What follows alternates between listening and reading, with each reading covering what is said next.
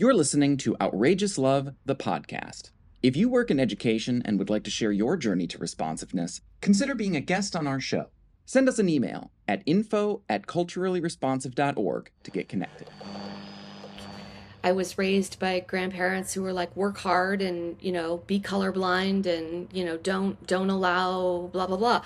And so I had this kind of survival guilt, especially coming out of my high school where only 10% of us went to college out of, directly from high school, went to a 4-year institution. Wow. And yeah, and 5 years later, I came directly back to my high school to be a teacher because I knew my teachers changed the trajectory of my life, right? But I re-entered that school as a teacher with no content, no context or understanding of my whiteness. And I could speak the language. I grew up in the neighborhoods. I got all that, but I had no sense of who I was in the room.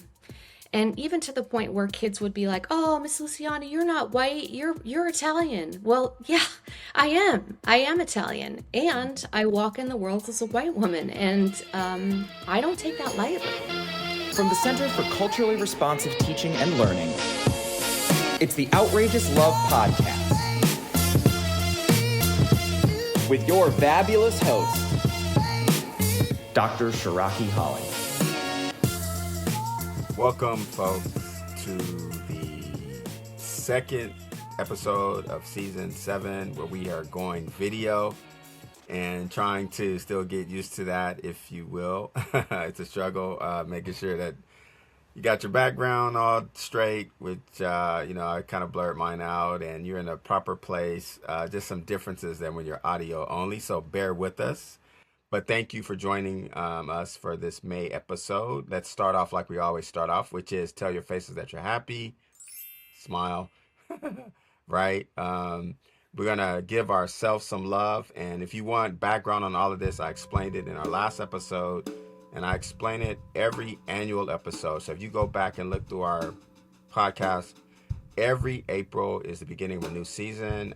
It's my personal episode, but we also kind of explain how the podcast works, how it flows. So we always start off, of course, tell yourself that you're happy by smiling, and then give yourself some love. I want you to just share something that you feel really proud about as we end this school year.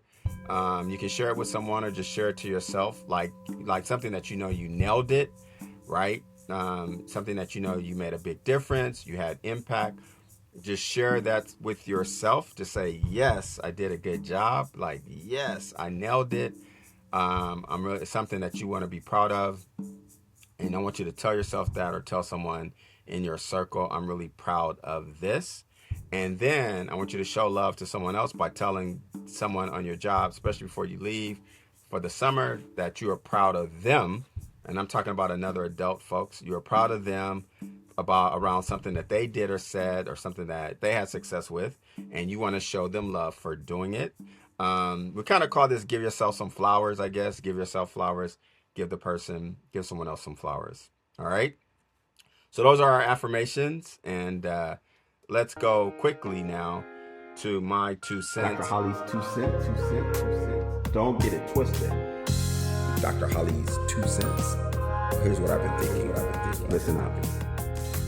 We've been focusing on a series for 3 months now called Don't Call Me White, Call Me Blank, right? And I've had 3 guests who don't necessarily describe with quote unquote whiteness, but have an ethnic heritage that they subscribe to it. And all 3 happen to be Italian, which was very interesting. I was trying to find other people, folks. But, this is a provocative topic, sensitive topic. People don't necessarily want to engage. But I appreciate these 3 women educators being willing to come and share their Italian side, if you will.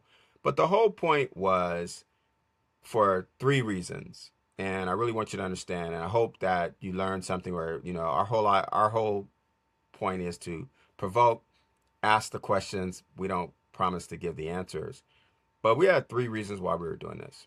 Okay.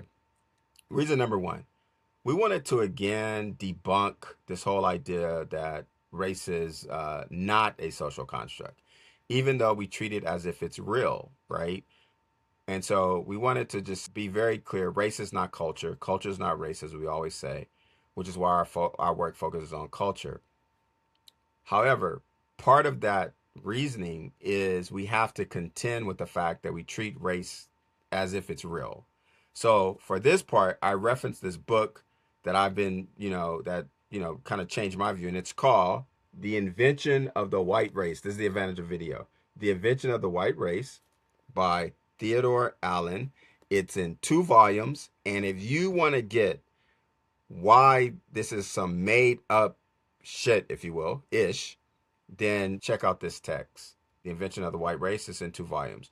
So we know this. We don't have to even go to Dr. Allen's, 2 massive, like, he's saying in 1,000 pages what could be said in 2 sentences.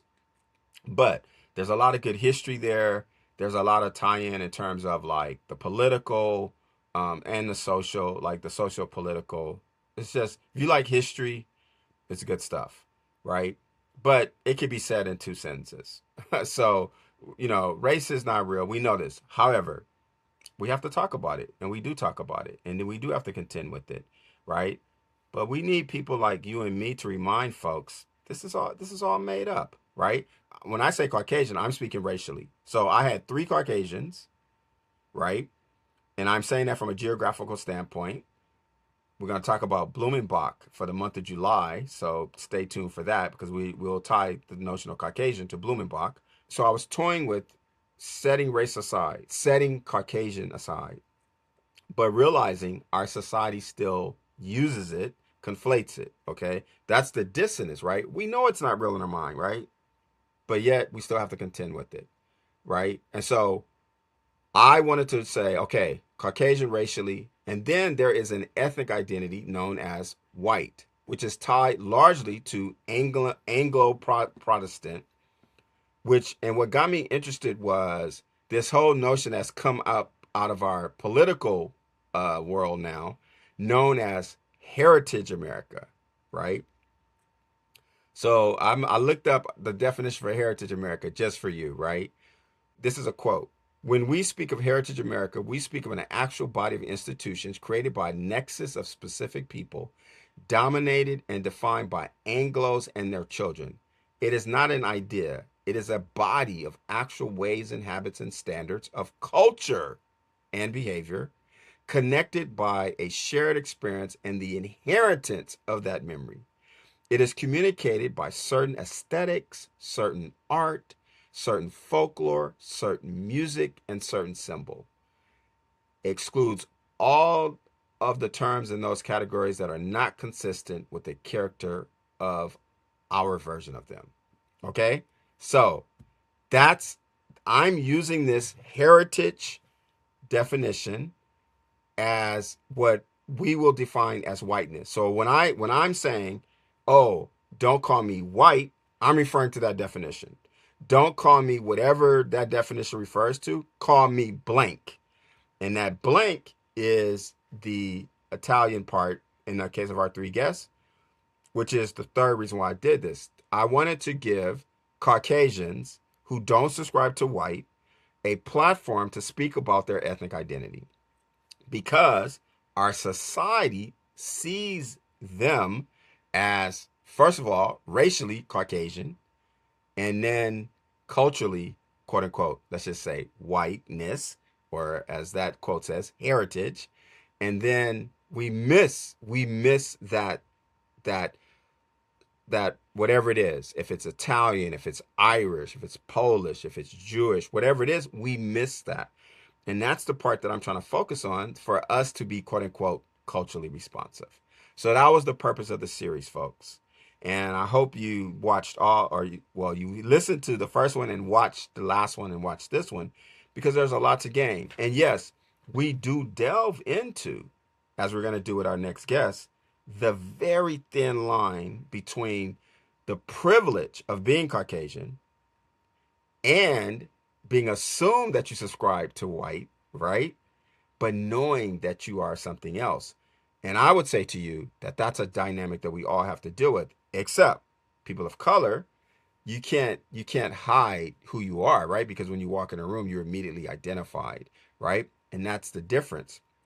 But there's still this battle of subscribing to white, quote unquote, and yet understanding who you are in terms of your ethnic identity, right? And I'm saying that's a line that we all walk, right? So in that sense, it's inclusive. Okay. All right. So I hope you understood that. I hope you'll check out that reference I gave.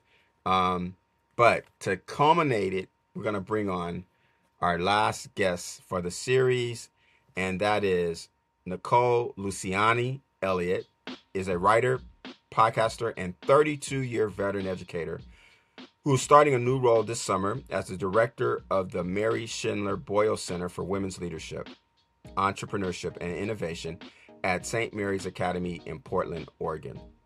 Prior to this role, Nicole served in a number of positions, including high school studies teacher, a program specialist for our center, and assistant director of the Center to Support Excellence in Teaching at Stanford University. Nicole has a podcast called Copy Room Conversations, which you can download right now wherever you get your podcasts. She also has a very, very honest and personal book called Nothing's Missing, A Year of Reckoning, Release, and Remembering Who I Am.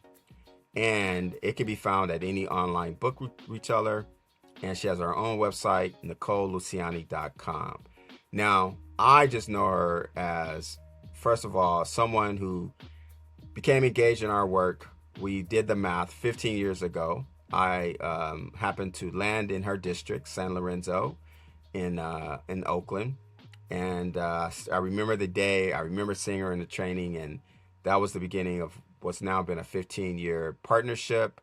And really am honored and blessed and grateful that we are still connected. And the great thing about this is I learned some things about Nicole that I didn't know before, which is cool about the podcast, and you're about to do the same thing. So with that said, welcome Nicole Lusiani. I got to work on my Italian to the show.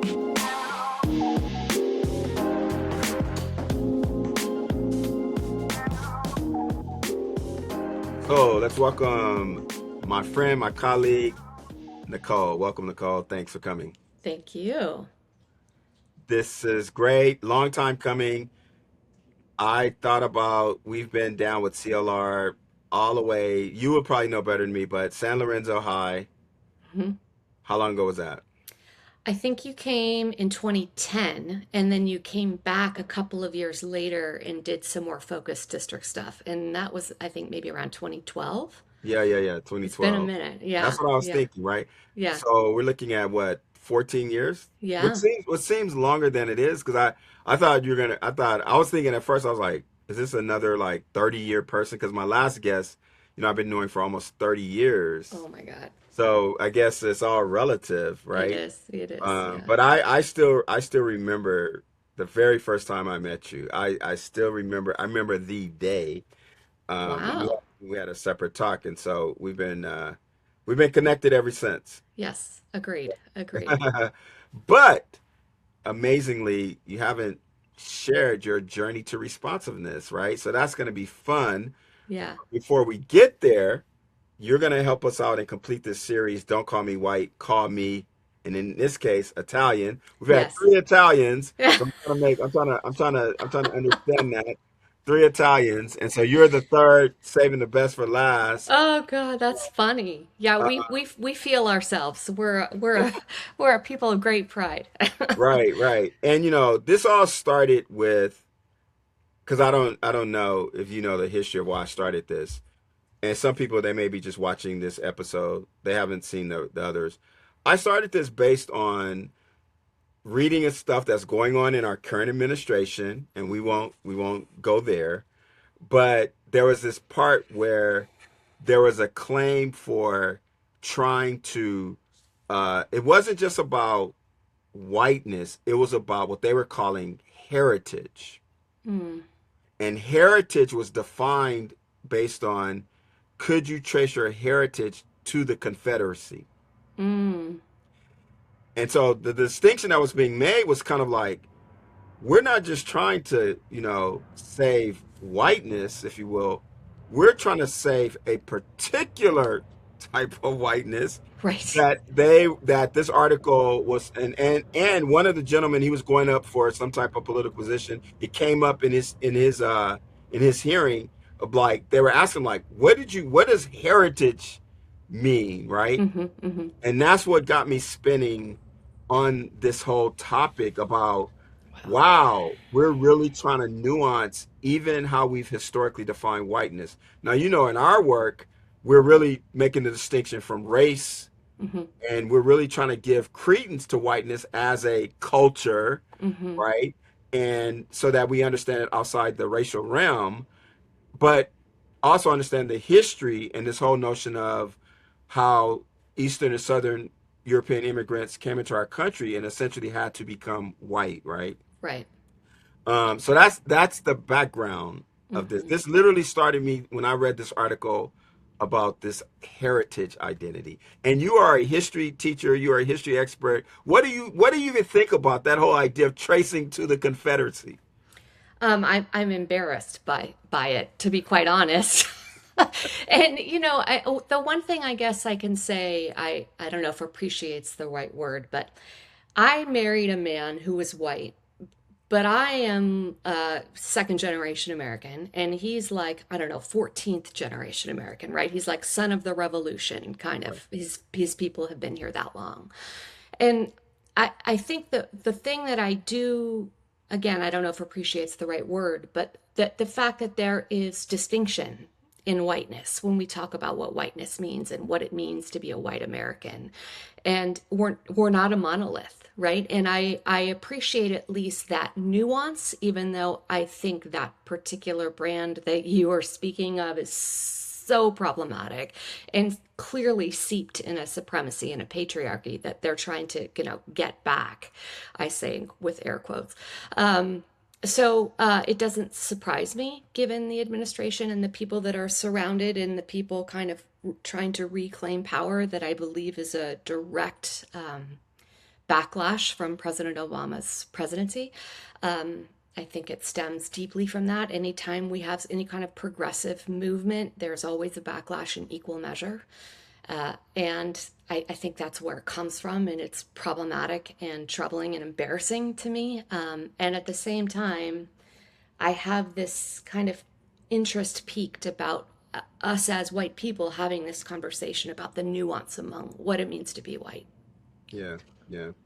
Well, let's jump there then, and let's begin by you just talking about your Italian heritage, Italian history, Mhm. in the U.S. or even before. Yeah, so both of my grandfathers are from Italy, dark-skinned Italian men who came to this country with their parents, and both were thrown out of school. First, they were put in, told they were going to be in prison, right? So they might as well just go to work. And then when they stayed, they were thrown out of school for a variety of reasons. They never really talked about what, other than the fact that they didn't feel like they belonged. And they were told outright that they'd be in prison anyway, so you might as well go to work, and make some money from your family before you head to jail. Mm, And it's fascinating because they both ended up with lily waspy white wives that kind of were their passport in to white America. They both faced extraordinary privilege in their own right, and then in entering into these relationships with women who come from families who called them the N-word. Both of my great grandfathers on my grandmother's side, um, one of my grandmothers was put out. She showed up pregnant, so that was part of the problem. And then the other part of the problem is she was pregnant by an N-word, and she was put out by her family. And my other grandmother had some pretty desperate abuse and stuff in her family, so she saw my grandpa as her ticket out of this difficult family, and he saw her, I think, unconsciously as a ticket into an acceptance in this country that he wouldn't have had without her. They both had to get their father-in-laws, who had called them these terrible names, to vouch for them to buy property because they weren't allowed to buy property in the East Bay in the 40s as Italian men, particularly, even though one of them was a veteran, right, of World War II. And so I think all of that sets a stage for the fact that none of the generations that came after were taught the language. Right. And none of them were taught to embrace our heritage. At home, we were, but you only speak English, right? You just, we were taught kind of the language of my grandmothers, because our grandfathers saw their own language culturally and linguistically as something that would cause us pain, and they didn't want that for us.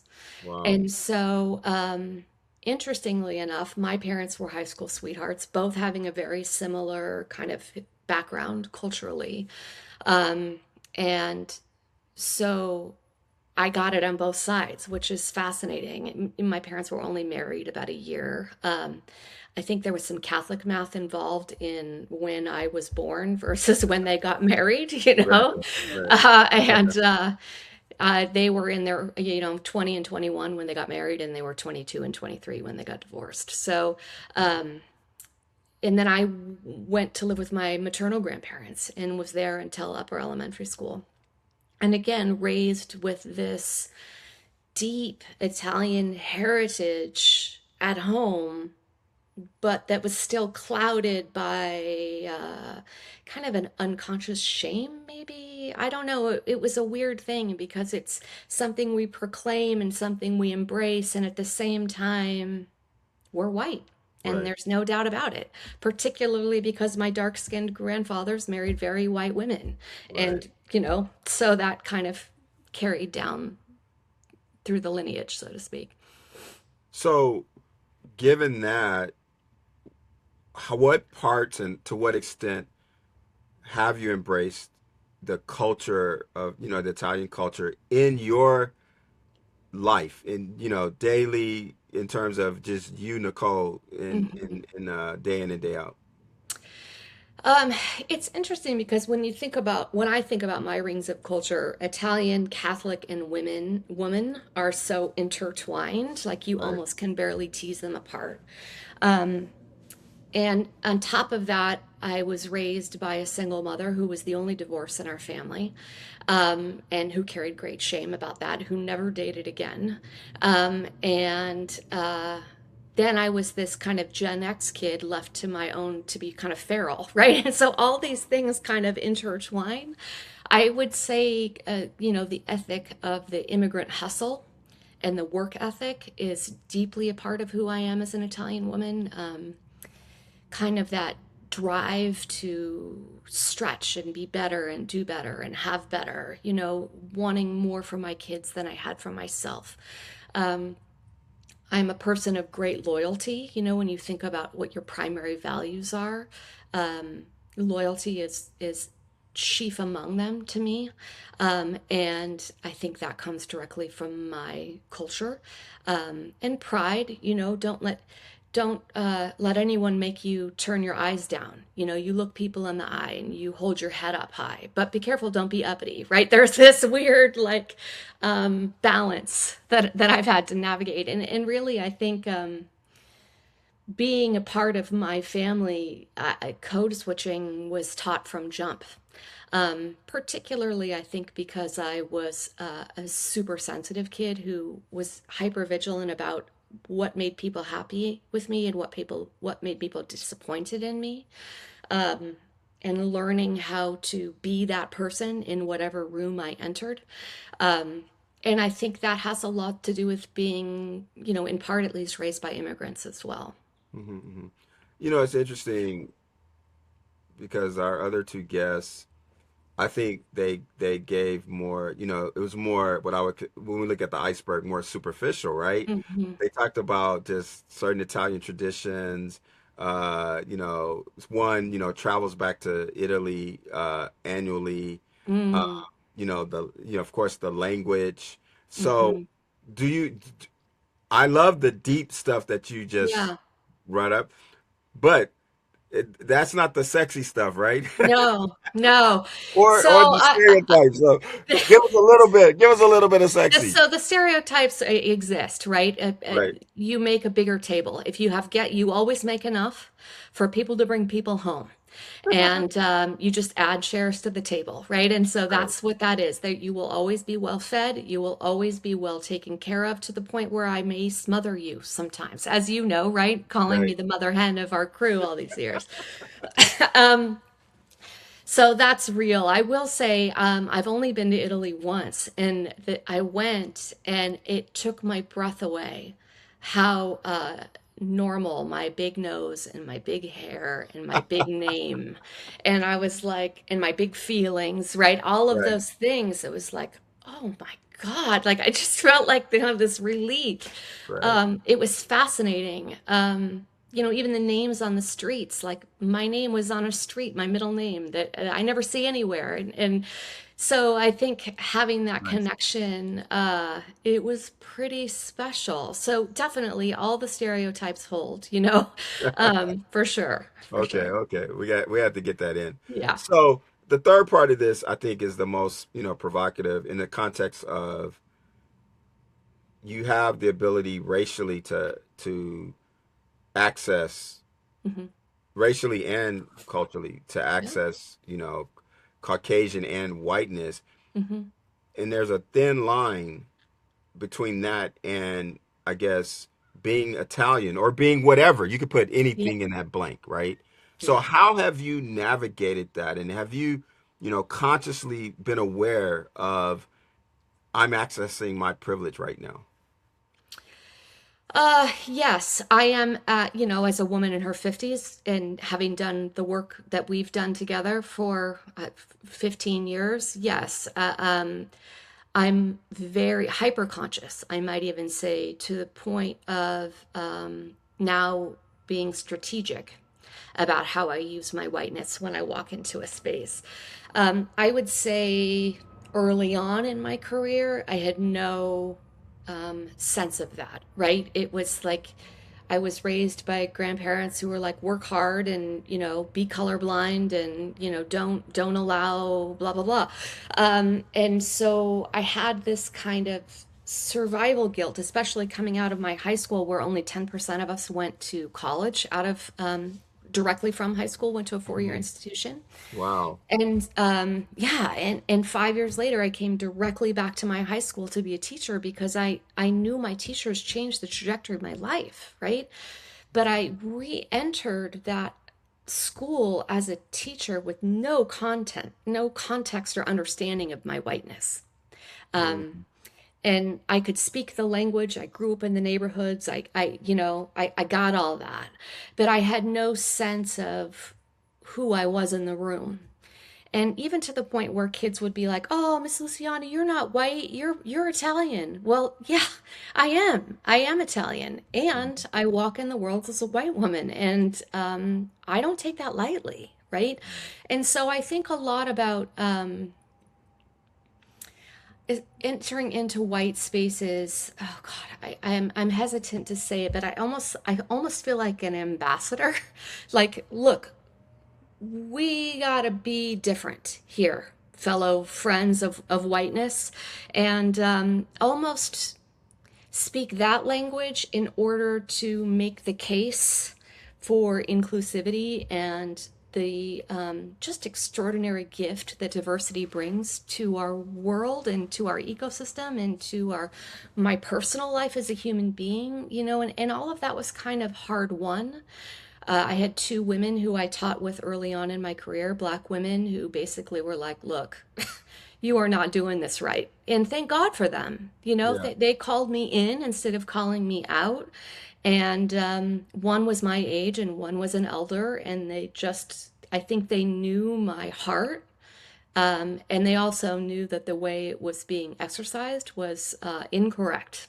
Mhm. And so, being in relationship with them and learning how to be in relationship with my students and their families, and it can't just be about reading the books about being an anti-racist, right? You have to be in relationship with people, And I think that's the most conscious thing I can do as a white woman navigating white circles is making the case that we are better when there are others at the table with us. And not as novelty, but as relationships, as deep thinkers, as a part of a kaleidoscope that doesn't make us soup, but makes us salad, I think the metaphor goes, you know? I'm not sure how that goes, but Yeah, that's, yes. I don't, I was raised to assimilate, right? And I don't think that's right. Right. And so I'm cautious. I recognize my privilege as best I can, and I consider that a responsibility. Do you, this really gets at a question that we're going to talk about later, but I'm going to ask it now. Do you think everything that you said currently comes at the expense of you exerting your Italian self currently? Like, are there times where you say, when you're in that space, like, I can't be Italian right now? I think I learned, does it come at the expense of that? You mean, did I feel that experience myself and therefore have empathy for that? Is that what you mean? I'm saying, like, you're saying you have the weight and responsibility of navigating, right, white Mm-hmm. spaces. Mm-hmm. Mm-hmm. Does that come, did that come at the expense of you exerting being Italian? Hmm. No, not anymore. I think when we first left my grandparents' house, we lived in this very wealthy white suburb. We were like the in the apartment building where all of the service workers and the single moms lived in this like wealthy area, right? And so in those days, I wasn't conscious that I was abandoning my Italianness, but that's what I was doing. I was becoming waspy and learning how to navigate that kind of waspy space. When we moved to San Lorenzo, because my mom said, you know, you're becoming too uppity for your own good. We need to get away from this place. So we moved to San Lorenzo, and I realized, oh, I can't be that anymore, but I'm obviously still white. So I'm going to really embrace this root of who I am as an Italian young person and allow that to be my guiding force. And I think that's what a lot of white people are searching for. They're searching for their root. Where do they belong? Where do they come from? And I think that's what all this heritage nonsense is about. No Like they're doubt. looking No for doubt. where they belong, right? No And doubt. I am very fortunate. I know exactly where I come from. Mm. And even though my kids are another generation down and another overlay of whiteness in them, I've tried to instill in them, you know who you are. You don't need to grasp at some kind of false structure to be who you are. You know who you are. And I think in that case, I've never sacrificed it since, you know, upper elementary and middle school because it gives me credibility, right? It Mm. allows me to move into different circles and people trust, I think to some extent once they know me, oh, she knows who she is. She's not going to try to grasp it nonsense. And Mhm. I think that kind of gravity in my own self, um, I'm very proud of that and I feel very strongly about that. And I don't have to give that up. And the reason I don't have to give it up is because I'm white. I walk in the door and I'm accepted. Right. So since I'm already accepted, let me just really be who I am. Right. Right. Right. And that's a great fortune I have.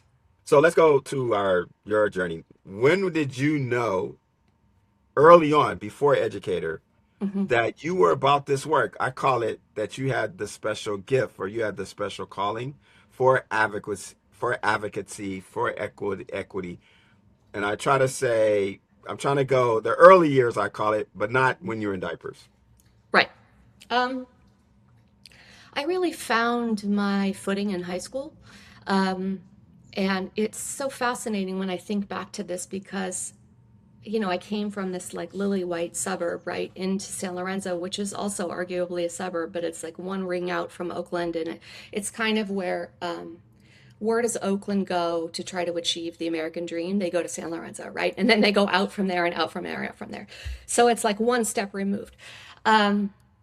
I had to consciously, I remember being there as a young teenager, think like listening and the word hella, right? I have most consciousness around the word hella, like, oh, I got to Right. work this word hella into my conversation, right? And I had to learn how to speak the language.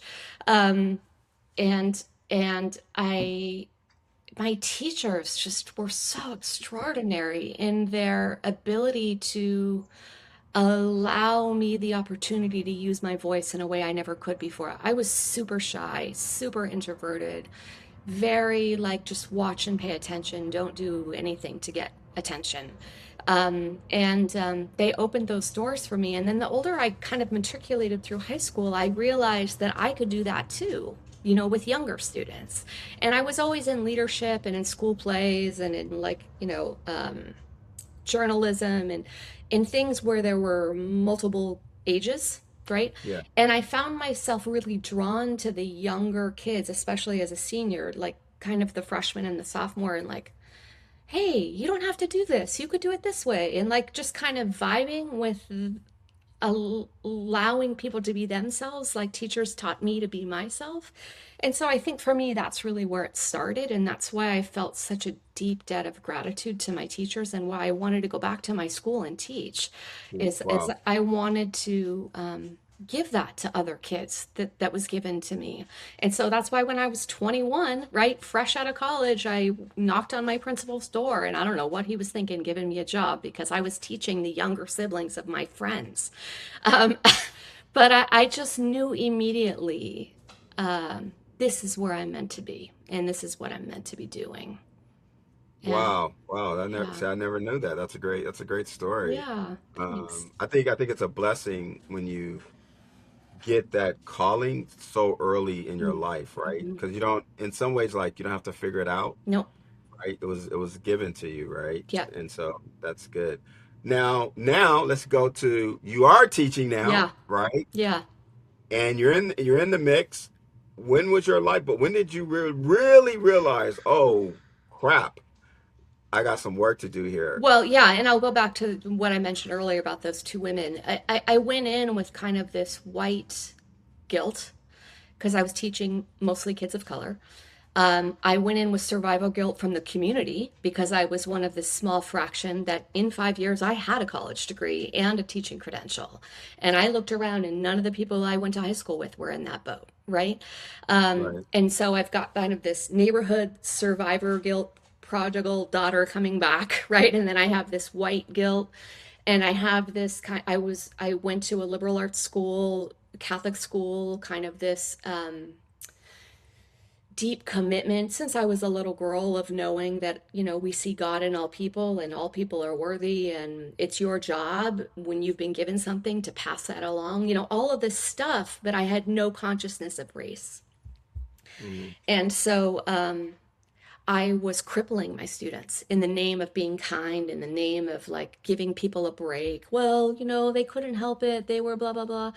And these two women, I swear, just were a godsend to me because they told me straight and direct. And I appreciated it because in my home of origin, where people are very direct, like, this food is gross.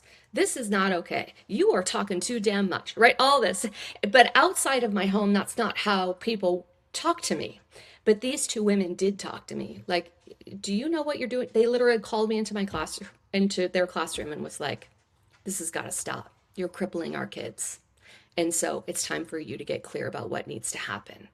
And that was like a light shone upon me, like, get your shit together, little white girl. You've got a problem. And I received it with such as a gift because I knew if they didn't love me, they wouldn't tell me. And Right. I'm so grateful for that. So I think it became, a decade of relationship building with them, with my students, with their families, understanding, reading books, like just kind of getting seeped in things. But I think that kind of second and more deeper level of aha moment came just before I met you. In the early 2010s, I had a student named Andre who was like the brightest of bright lights in my US history class. It just talk about exuberance in learning and just like these bright, shiny eyes and this beautiful energy and so excited about learning and wanted to know all the things and was insanely curious. And so I talked him into taking my AP Gov class his senior year. And he was nervous and I don't know, I don't know. And I was like, you can do it, Andre, you can do it. He came in and within a week his light was out. And Right. by the end of the year, he had a C- in the class. He got a 1 on the exam. Right. And his light was extinguished. And I became obsessed with what my job was in that. You know, Andre Yeah. had his own struggles happening that year. But I know I had a role, and that class had a role in diminishing that light. And so, you know, at the energy I call God, I will say, you came into town that next fall. And Right. all of a sudden, I could put language to what happened to Andre, at least in the context of my class. And Yeah. it shifted everything. Like I could cry just thinking about it because, and I keep a little piece of paper with Andre's name taped to my clipboard because I always want to remember to look for the Andres, you know? Yeah. Yeah. Yeah. I remember. Now I remember. Yeah. Yeah. Very, very compelling in the context of the AP. Yeah, Like that's another part we're not really getting yeah, into because I think your sort of coming to that mm-hmm, also was indicative of just an overall issue with AP, of the whole AP yeah, system, just yeah, right. And yeah, so you're cutting edge on that. And so I totally feel you on that. So um, now let's go to the fun. So we have that hard question. Now yeah. we go to the fun question. What rings of culture resonate with you? Like, Yeah, you know, I think the Catholic one is one I would probably say first, only because it's the cleanest. Um, as I mentioned before, kind of the others are woven together, but that's a pretty distinct piece for me. I was raised a particular brand of Catholic. You know, I think, like so many things in our world right now, the polarization exists in my faith. yeah, And I was raised the brand of Catholic that you have a responsibility to let the God in you see the God in others. And every yes, human being is worthy because every human being was created in the likeness of God. And yes, so it is incumbent upon you as someone who, you know, I did not have the easiest coming up, but I had a lot of privilege that was unearned simply because I'm white and I had incredible teachers and an incredible village of women who taught me what it means to be a strong woman. It's incumbent upon me to walk alongside others on that path. And hmm, so, you know, I left the church a couple of times because the politics of the church felt really problematic to me. Um, and it's been fascinating going back to work at a, you know, I left your center, our center, I'll say, and went back to teaching because I needed to remember who I was. And I went to a Catholic yeah, school, and you know, I'm a proud public school born and raised teacher for 20 years in public schools. And I went to this Catholic school, and I all the pieces came together for me and why I do this work, you know? And so I would say that's probably the cleanest and kind of most intensely heart driven part of my rings of culture. And then, as I said before, you know, the kind of overlap of Italian woman, Gen X, single mom, that kind of raised by a single mom. I think that all kind of weaves together to create kind of a particular brand of woman I am in the world. Um, and so I would probably say woman would be the second. You know, I feel a very strong identity tied to my womanhood. It's just that that womanhood was informed by so many other things. sure, Yeah. sure, sure.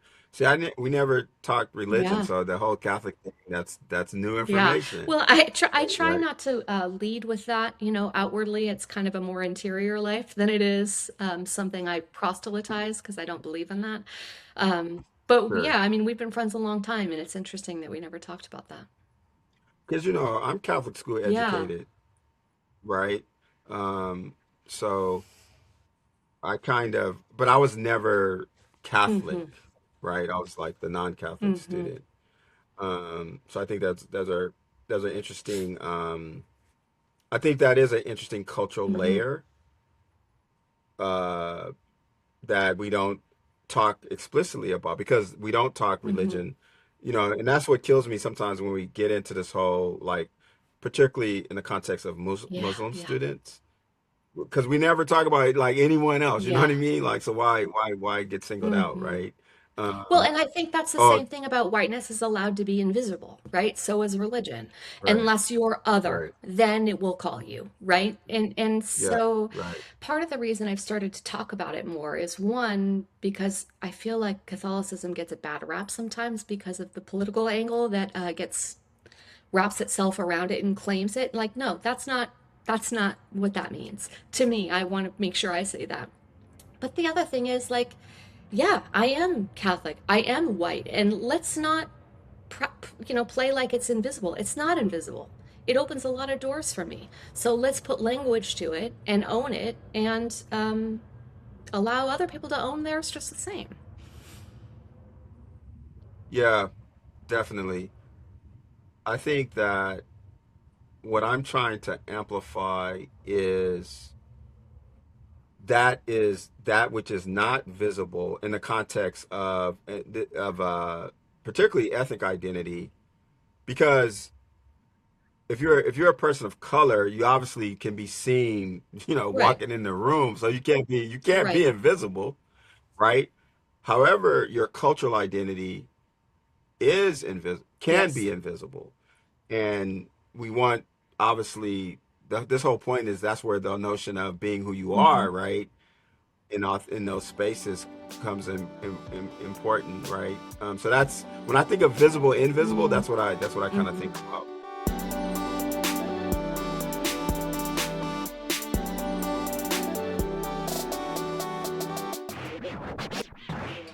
This episode of Outrageous Love the Podcast is brought to you by CAT, Culturally Authentic Texts.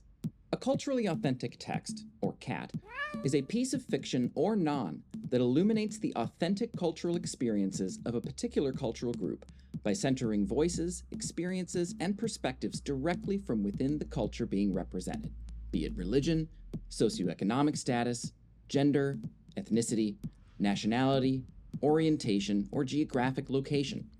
The language, situations, and illustrations must depict culture in an authentic manner as well. Texts like Once in a Blue Moon by Sharon G. Flake and Shift Happens by J. Albert Mann. For more examples of cats, check out our Instagram, Facebook, and YouTube pages at Validate Affirm. What about situational appropriateness? And when looking at those cultural layers, when do you feel like, give a time where you have to culturally adapt because of a woman or because whatever? Yeah. Like, there could be so many variations. And were you successful or not? I had become unknowingly became a master of situational appropriateness and adapting as a very young child because I had my grandparents, right, who had one set of expectations. I had my mom, who again was like 21 years old and wanted all these things for me that she couldn't model them for herself. And then I had my dad who was like in and out, right? There'd be months that I wouldn't see him and then he'd pop in and I'd have to like kind of perform in a way that I thought made him happy because maybe that would make him stay. And of course it didn't. And he was gone again.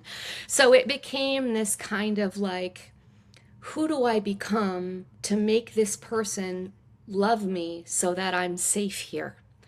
And I became a master at that. As I would probably guess, looking back at 3, 4 years old, identifying, like, okay, what do these people want? How does it work here? What's the language of this room? And then we moved a lot after I left my grandparents' home. So again, it became like, okay, here we are in a new school with a new set of kids, and what do I have to do to fit in here? And so it became to the point where even as an adult, I was like, people would say, well, what do you want? I don't know. What do you want? Because I didn't know what I wanted or who I was outside of the people around me dictating that. I could go into San Lorenzo and thrive there. I could go into San Ramon in our early days in this work and, thrive there. I could go into, I worked at Stanford and could thrive there. It's because I know how to match the room I'm in. And it was a great gift, that skill set, but it also came at a really high cost to my spirit, I think, because I don't know who I am. And I've had to learn that in my 40s and 50s, who I am outside of the room that I currently inhabit. And I think that's why your work resonated so deeply with me. This notion that I could teach my kids how to succeed in those rooms, but only if they wanted to, right? Only they know who they are, and then they could make a choice whether they wanted to be culturally dexterous or not. Right. I never knew I had that choice, Right. that I could. Right. And I also didn't have a grounding in my own self to know where to go back to, even if I did know I had a choice. And so that's why I think your work, at least for me, it liberated me as a human. And I think that's the gift of what CLR can do for teachers. It can liberate the teacher, who then could in turn liberate our kids. Right. And what a Right. gift that I could, like, I want Andre back so badly, Right. because I want him to know himself so that he can move in those circles, but only if he decides that's good for him. Sure. Well, our technical definition says without giving up who you are, Right. or without, giving in. That's Yes. the last line. So So important. that's important. And so it sounds like you're saying you did it, but you gave up something. I gave up a lot. I gave Right. up, Yeah. yeah, a lot, a lot.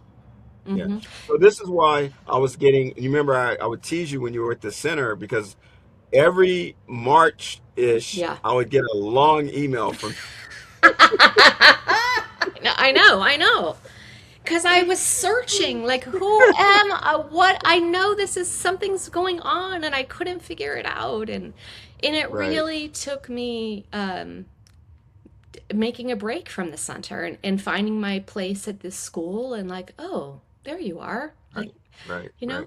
right. It's so funny you say that. I was just talking to somebody prior to our conversation who's coming aboard to the center, Mm, and I told her the center it's really about helping people get from set, location mm-hmm, to wherever they're going next. mm-hmm, mm, Right? And I told her I have so many examples of that. It's not mm-hmm, it's not a place where people come and, like they're gonna be there for 20 years. It's mm-hmm, like I'm trying to figure it out, or I don't know what's next, or mm-hmm, I'm looking, and they can kind of have a safe space until they cross that creek mm, or cross that. And your point about liberate, and that's how and I told her this is how I've always seen it, because it's happened that way organically. mm, I've had the teacher who says, well, I want to be an administrator, but I need some time to kind of figure it out.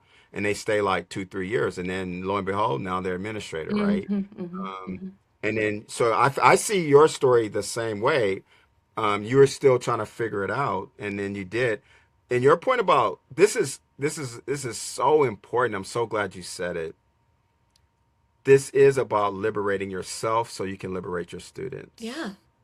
And I think too many people miss that. They miss that point, Mm, right? mm-hmm. We say it, but Yeah. actually experiencing it is a whole nother thing. Yeah.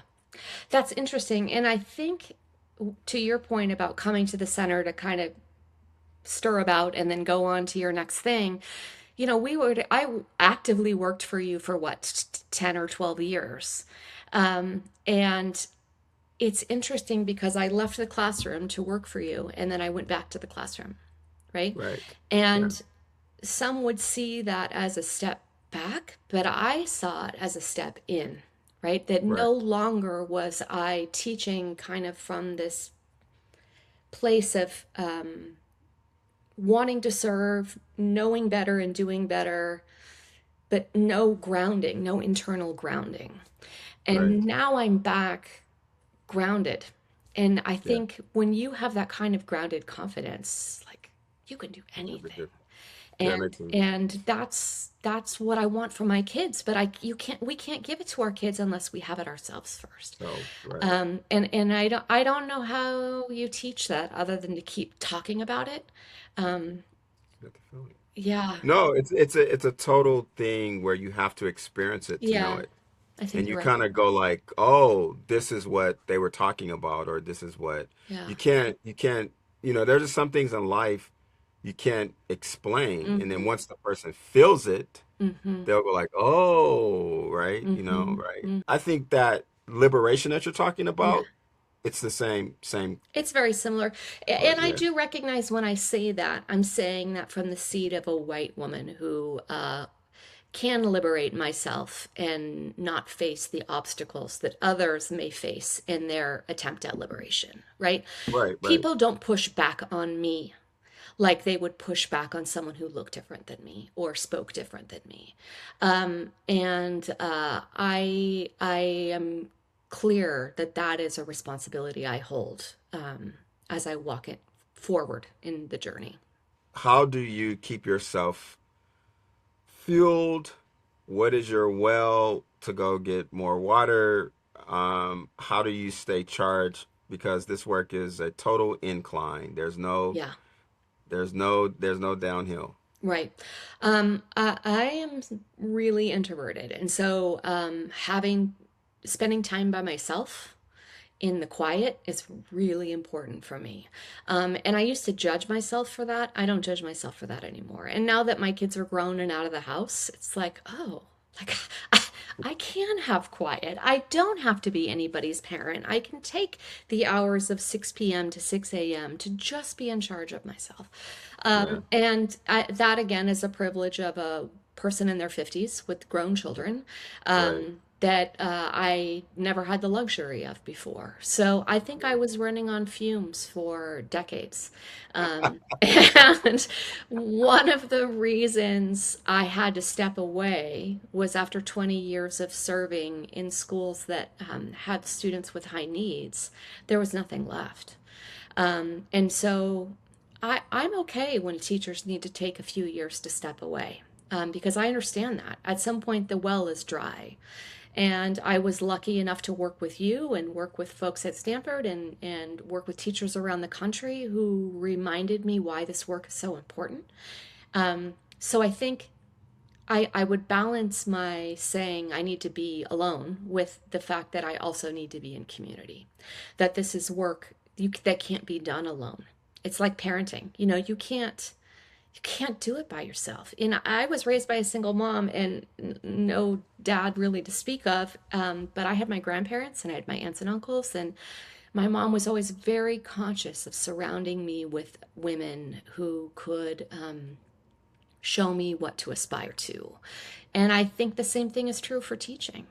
We need to surround ourselves with people who can hold the 90% because today I've only got 10, you know? Yeah, yeah, And so it's this, like, I don't know thyself is really the most important thing. Um, if you need to be alone, but don't be alone too long because you could get stuck there, right?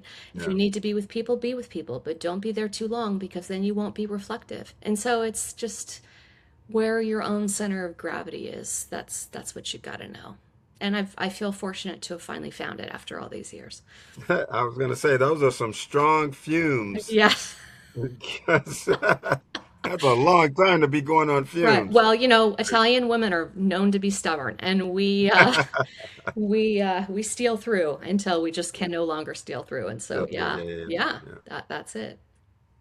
Well, I surely appreciate this. And like I said, the reason why I enjoy doing the podcast is I just get to learn things I didn't know about people I've been knowing for a long time. Yeah, So yeah, yeah. Thank you. I Thank you for I having appreciate me. that. And you were remember our conversation during COVID about starting podcasts? Yes. Yes. Because you were doing, I think you did do it, I right? did Didn't 4 seasons of a podcast. Yeah, Yeah, and I just ran out of money. I didn't have a sponsor, and I right. didn't have a bank account to fill it. But yeah, Copy Room Conversations. That was where Yeah, that. yeah. That's Uh-huh. what I was trying to think of the title. Yeah, Yeah. yeah, yeah, yeah, Yeah. yeah, yeah, yeah, Yeah, yeah, it's yeah. still out there, and I hope one day to pick it back up because Yeah, you were slated to season 5 was going to be about cultural responsiveness, and you were going to be our headliner. yeah, But I yeah, just yeah. ran out of money and couldn't do it.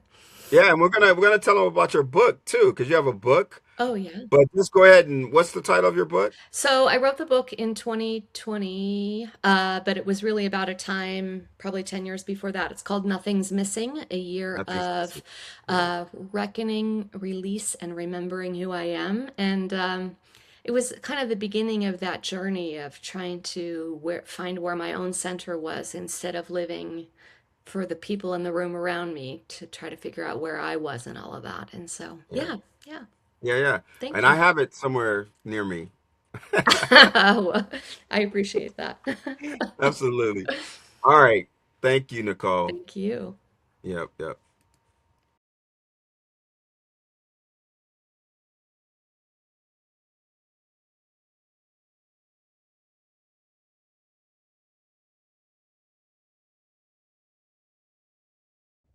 Well, we are always connected partners no Yes. matter what. Yes. So that's what I cherish. Yes, me too. And I look forward to your next chapter. Thank you. Thank you.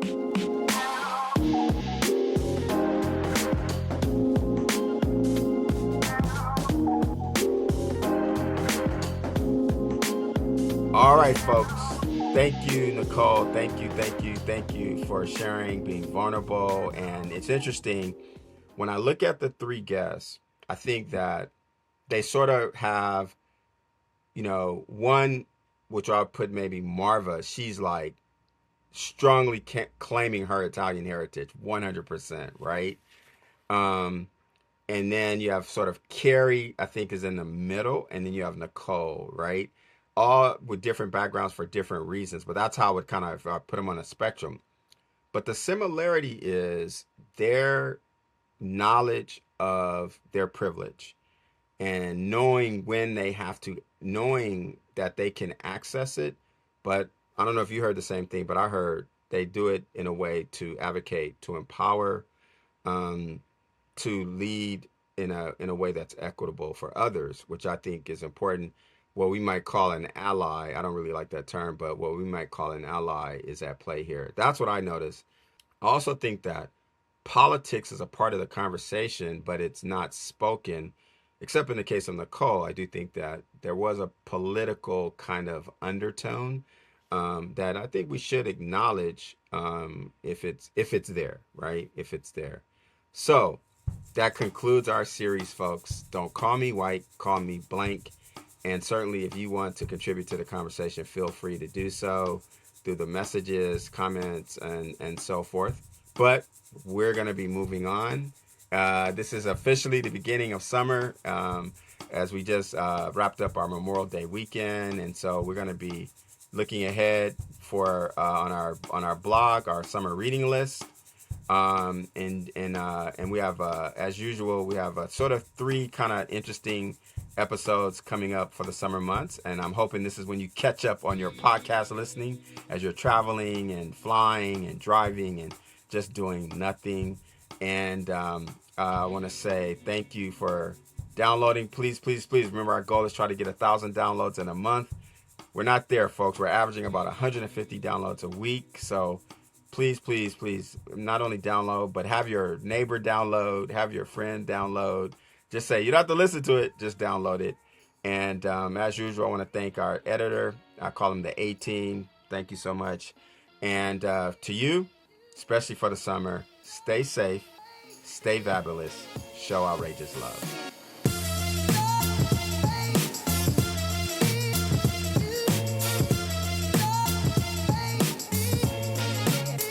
Outrageous Love, the podcast, is edited, produced, and includes original music by me, Andrew Hawheim, in association with Dr. Shiraki Holly and the Center for Culturally Responsive Teaching and Learning. If you have questions about our services, curriculum, or want to know more about how to bring outrageous love and cultural responsiveness to your area, visit www.culturallyresponsive.org to learn more. And please rate, review, and subscribe to Outrageous Love, the podcast.